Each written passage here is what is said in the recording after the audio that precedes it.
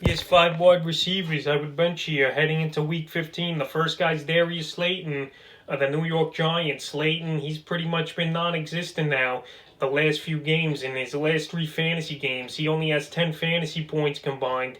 He's not getting the volume, he's not getting open, and he's not making plays. And I don't know how you could start him here this week in a playoff game for your fantasy team unless you're in a 16-team league or something.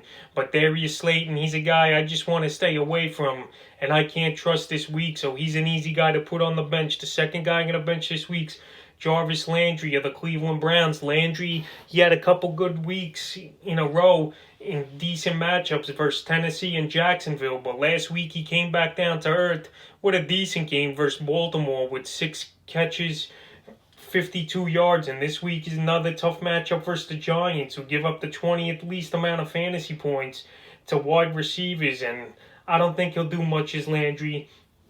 Like I said, he was a product of the matchups versus Jacksonville and Tennessee in his breakout weeks in 12 and 13, because before that he didn't have a double-digit fantasy game since week 7. So Landry, I think he's only going to get 9 and 10 points in this one. I can't count on him because most of the season he just hasn't got the job done, and this week I definitely can't. The third wide receiver I'm benching this week, CeeDee Lamb of the Dallas Cowboys. Talk about inconsistent Lamb has been as this rookie since Dak Prescott went down with an injury, with that bad ankle injury. And Lamb and Dalton, it just seems like they're not on the same page always. Amari Cooper, he's been the main man over there since the injury. And Lamb, he's had a couple decent games here and there, but he's not doing enough for me to trust him.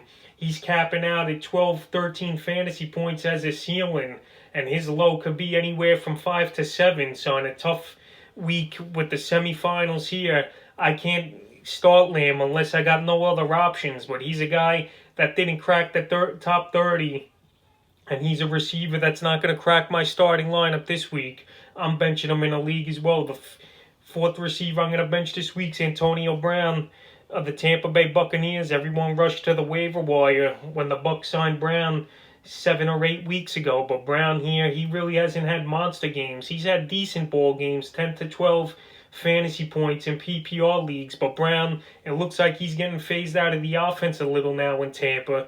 A lot of weapons over there for Brady with Chris Godwin, Mike Evans, Rob Gronkowski, Cameron Brate, Ronald Jones, and Fournette, Scotty Miller. So Brown, so many guys there. Even the big guys in that lineup aren't having huge ball games. So Brown, I don't think he's going to do much the rest of the way. I'm not saying drop him, but he's a guy I just can't start here, especially if he's the third or fourth option on that Buck offense. Last week he had 5 catches for 49 yards, and this week he's got a good matchup versus Atlanta that does give up the second most fantasy points to wide receivers, but I just don't see Brown doing much in this one, so put him on the bench. And the fifth and final receiver I'm benching this week's Tyler Boyd. Boyd, his numbers have gone down a lot since Joe Burrow went down with the ACL injury, and this week he's got a tough matchup versus the Pittsburgh Steelers, and with Finley or Allen at quarterback, Boyd, he's not going to do much. Versus the Dolphins, he had a good game in week 13 where he had a 72-yard touchdown, then he got thrown out for punching.